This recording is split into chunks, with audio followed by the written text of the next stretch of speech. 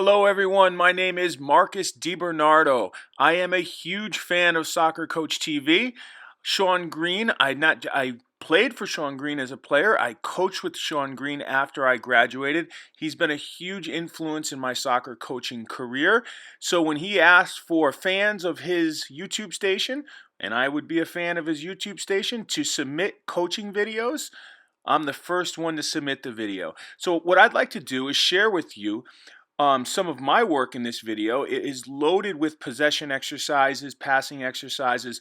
Everything on this video fits into my own methodology, which is based on small, medium, large area possession exercises, positional play, constraint-based exercises, and supplemental exercises. So let's get right into this. I hope you enjoy the video. This video is made so you could take these exercises one after the other and use them with your team right away. Here we have a 5 versus 3 rondo, where if the yellow team steals the ball, they go to play to any of the 4 outside goals. This would be considered a small area possession exercise with tons of decision making. Now we go on to a combination one-touch pattern, which you have to have coordinated movement with your partner. Now we go to 4v1, one-touch rondo. These exercises come fast and furious, so I hope you have a pen and a paper. This is just a simple movement and passing exercise. It would be used for a warm-up type of activity. Now here we have 7v7 plus 4. It's directional possession. There's actually 2 goals. You'll be able to see them on the end line, so there's a goal there. This would actually be your goalkeepers that would play in front of these goals. Even though there's no scoring, they still have to use their feet. This is a very small area possession exercise. It's 2 versus 1 in each little square, and they play the ball back and forth from square to square. Everything here is about maximum meaningful decisions on the ball. Here we have another high-intensity rondo, 8 versus 3 with 2 goals. So if the red steals the ball, they can score on any of the 2 goals. I like these tight exercises, again, because the decision-making has to be very, very fast in these exercises.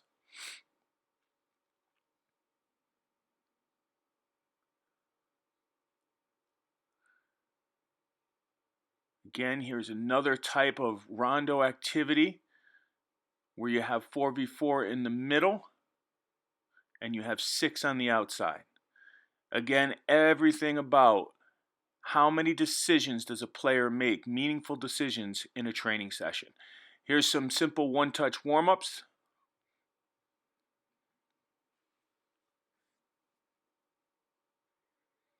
More variations of these one-touch warm-ups.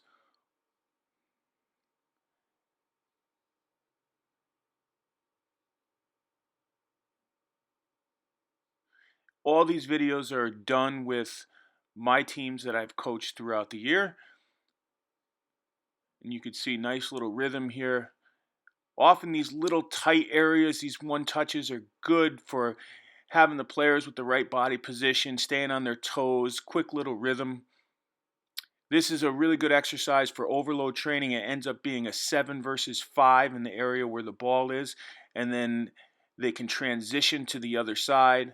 As they transition, 2 players from each team and the neutral players will run to the other side like they just did here, and it creates that 7v5 overload. You could play to 2 or 3 goals.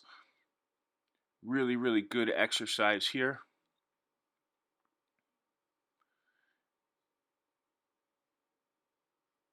Here we have the 7v4 rondo type of exercise. Can we split them? Can we have penetrating passes that split those 4 in the middle? This is split into 3 zones, right? It's 4v2, but wherever the ball is, 2 players need to be in that zone. Gray could press with 1, with 2. They're just going to try to win the ball. This is 4v1, but whoever gives up possession, they have to run and go to a new group. So what happens is you always have to be scanning, because there could be a player running over your shoulder, just running into your square to win the ball. So you have to be aware at all times, always scanning here.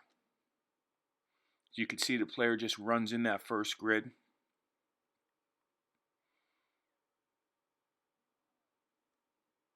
Here we have like a positional type of a rondo where you have three defenders working as hard as they can in there, and it's 10 versus 3 positional type of a rondo.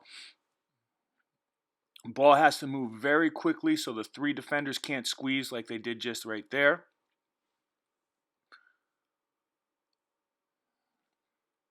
This is about body position. This is about knowing where the defenders are coming from, moving that ball quickly. Here we have 3. Basically, this is divided into 3, so it's 4v1 in each group. The defender would have to just, one of the players would just turn around to make this the 4v1. The idea is, can we get the ball from square 1 to square 3 and back and keep working it?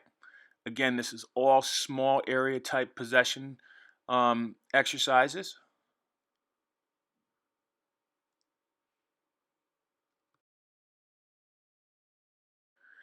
Now you have, this is partner rondo on the outside, and the idea is, can you split the poles? There's a good split there. You're looking for penetrating passes that could split those poles. There's another penetration right there. If you give the ball up, you and your partner go to the middle. This is a rondo exercise where it's 4v3 in the middle. If the team of 4 wins the ball, the team of 3 has to press them. The team of 4 gets unlimited touch, where the middle players only get 2 touch. Obviously, the middle players in gray work with the outside players in gray. Again, this is all about decision making, being able to play in tight spaces. Now, after 3 passes, this is 4v1 one-touch rondo. You can move to the empty square. You always have to understand where the empty square is. You can move vertical. You can move sideways. Here we go. These guys are just doing a little warm-up here. Again, straight back into, this would be considered kind of a game model rondo for a 7v7 kind of game model. You have a center back, you have the 2 outside backs, you have 2 center mids and a striker in the middle.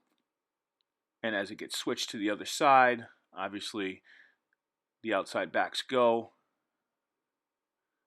And again, all about being able to possess the ball in tight areas.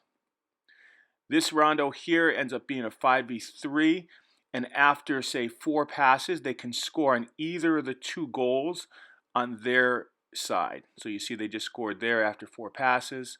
Again, this blue team needs to press them, and if they get 4 passes, they can score on any of these 2 side goals. There you go, they scored again.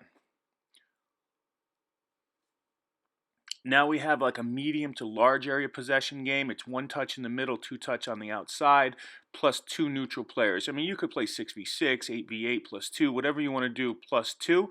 And the idea is, if it's 1 touch right here in this middle area, it forces play not just to go down the middle. It really is more advantageous to getting the ball out wide where they have extra touches. Here we have the 4v1 with an extra group outside, sending in pressuring players. After X amount of touches, they can switch to the other side. So now this has a bit of a direction in it. In my methodology, I start with finding solutions in small areas. This is a small area. Then we go to medium area possession exercises, which often have positions. They have goalkeepers, they have goals, they have direction.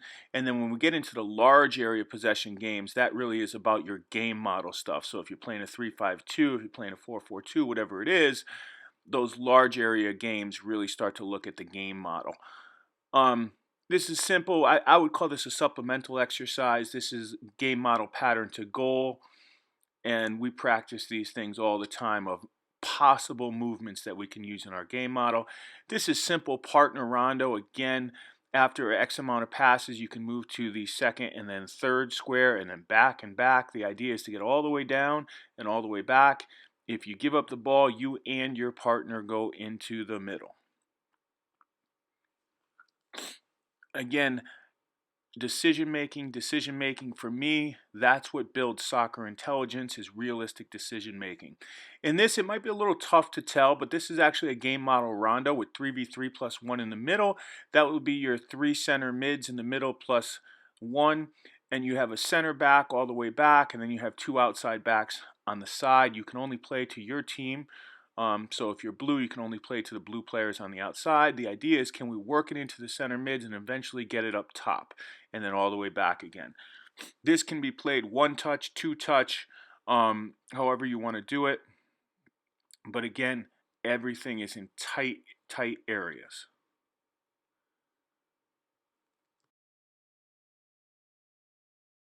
Now here we have 11v11 in a really small, tight area of the field. Everything is one touch, but you do have two touch on the steal. This is an exercise that I would do, say, the day before a game. It requires very little work rate, but it's fun. You have to think quickly. There's scoring involved. I really like this exercise. So thanks so much for watching the video. I hope you got a lot out of it. And thanks to SoccerCoachTV, the #1 soccer coaching channel on YouTube. And if you want to have a little more information about me, I do have my own YouTube channel at Marcus DiBernardo, and I offer DiBernardoSoccerSchool.com. I offer a youth diploma, senior diploma, and a cognitive diploma, the only one of its kind worldwide. Thanks so much for watching.